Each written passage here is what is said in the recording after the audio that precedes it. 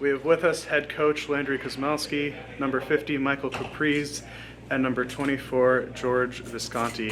Coach, just love to get your thoughts on the game to start off. Well, obviously a classic, two good teams. I think Nichols outplayed us for a lot of the game, just especially first half, getting the loose balls and rebounds, beating us in transition. They were outstanding. I thought they were so much better than what I saw from them last night, which they were good. I just thought tonight they were on a mission, and we kind of took us a while to match their intensity. But I think with our guys, it's just more like it wasn't pretty, but we stayed with it till the bitter end, which is right at the buzzer. So we didn't plan it that way, but I think there's a lot to be taken or said for our guys for just sticking with it in really trying circumstances. George, in addition to their athleticism, what else sort of gave you guys problems as the game wore on? Yeah, so I think kind of just starting off, like their zone was a bit funky, definitely an unusual look, and I think that kind of threw us off a bit because it was zone sometimes and they would match up. So I just don't think we were really comfortable starting. That definitely showed in some turnovers and things like that. But as the game kind of progressed, we realized that it was more of a man look, and we went to some of our motion stuff. We also kind of just like spread the floor late game, and saw Vinny had a lot of success doing that.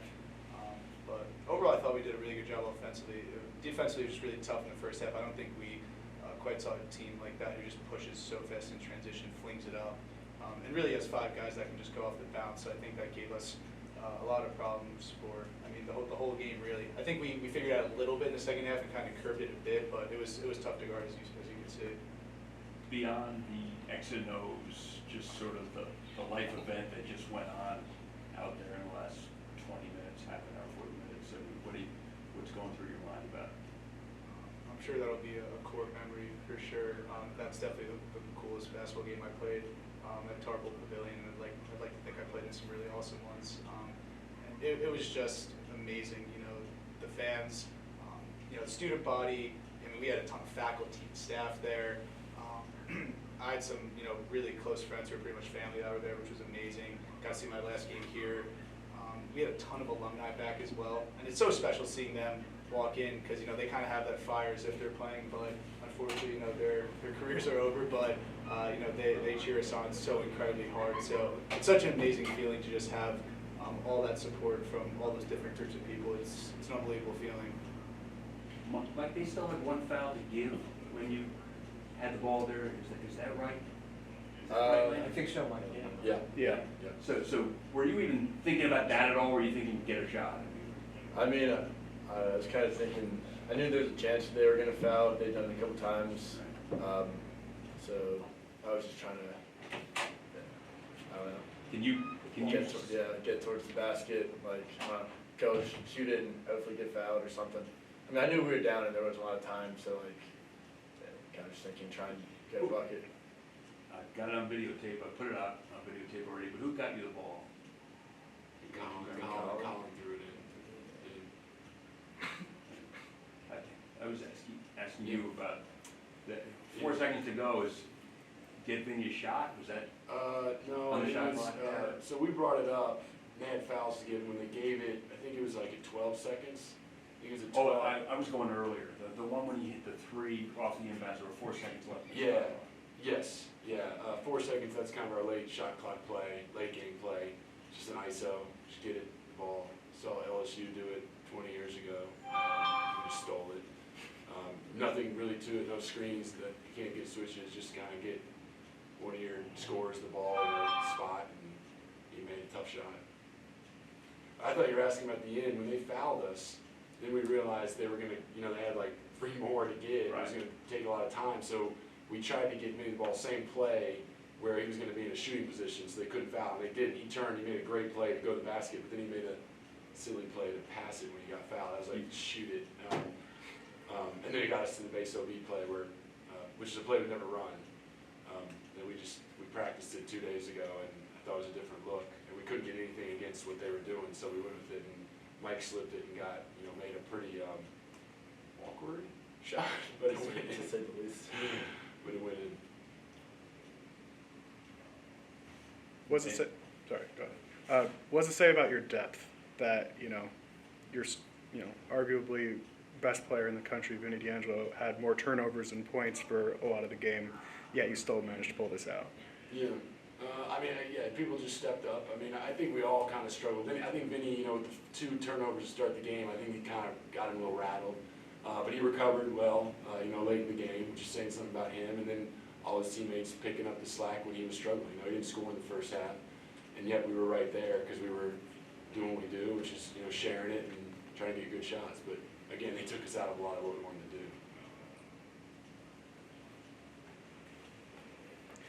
What was it like to actually be against them in real time? I mean, like you said, you saw them yesterday. It's one thing to see them; it's another thing to see them go up against these guys. It reminded me of Keene State last year, where you saw in their guys' eyes like they just, fatigue wasn't an issue. They were on a mission, and it's great to play against competitors like that. I mean, just mad respect for the way they competed. I think, Mike, you mentioned, I do think at the end, like we started getting some stops, I think maybe they were a little tired just based on the pace of the game. Usually that happens earlier in the game. I think it really happened within the last 5 or 6 minutes, but I think that's possibly why they missed some shots they're making in the first half or didn't have quite as much, zip getting to the rim. So I think just kind of over time with the pace, I think we try to wear people down. I think maybe it happened just a little later in general than usual. Yeah, could you talk about the composure you and your team showed? Because you're stuck in a spot, from my understanding of the scores and things like that. You guys haven't been in this spot at all this year. Well, we were in the championship game against Hopkins. So similar, where we were down like 11 with probably 8, 9 minutes to go. Yeah, we were down. What were we down? I don't even know. It was We're a down pretty- by 5 with 127 left tonight. It was a pretty wild comeback against Hopkins. Yeah. This may have been. I don't know the exact timing, but I do think I'm pretty this sure. comeback felt more improbable because we just weren't doing anything particularly well. But then, Until the last 2 minutes. yeah, exactly. And then George made some really tough shots, and we stuck with it. And I don't know. I'm gonna have to watch the film to figure out what the hell went on, quite frankly. You guys are undefeated at home. You guys got the luxury of getting to play all your games in the tournament so far in Tarbell Pavilion. How do you adapt going on the road, going into the Final Four, having to play teams at a neutral site? Yeah, Coach kind of just whispered to me, been there before, and that's true for myself. Julian Levin and Colin Shaw made a similar run my freshman year, and definitely learned a lot from that experience. I think particularly like that, the national championship game, I think we were a bit distracted by maybe some things outside 94 feet of the court. Playing in a big arena and whatever else was going on. So I think the message for our guys this time around is all that matters is what's going on with the 19 of us and what's going on between the lines. And I think we'll handle that really well. Like that final that winning shot, was there any doubt what you were going to do? Or second doubt you can be passing? Or walk me through that. I mean, you smile. Yeah, not really. I mean, I got the ball and I was just trying to score it. So Or no get doubt. fouled ball shooting. One of the two. I would say I think Mike was really strong with it. They stripped us a lot. I think they had quick hands. They were digging down. I just noticed he was really forceful with the ball, to get it up before it got stripped. Again, I'll watch and maybe that's the case. Maybe it was. Does that feel right? I don't Sure. remember it. I truly don't remember it.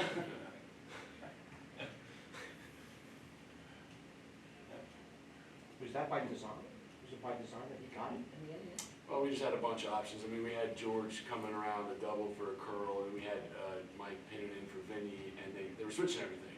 So then they switched and took that away, and I said to Mike before the play, I was like, slip it, because they're going to switch, and he did, and he got it, and it was kind of a tight space, wasn't it? I mean, I think the tracer was right there, so. John, pretty good pass. Yeah, so good pass from Colin, good finish by Mike.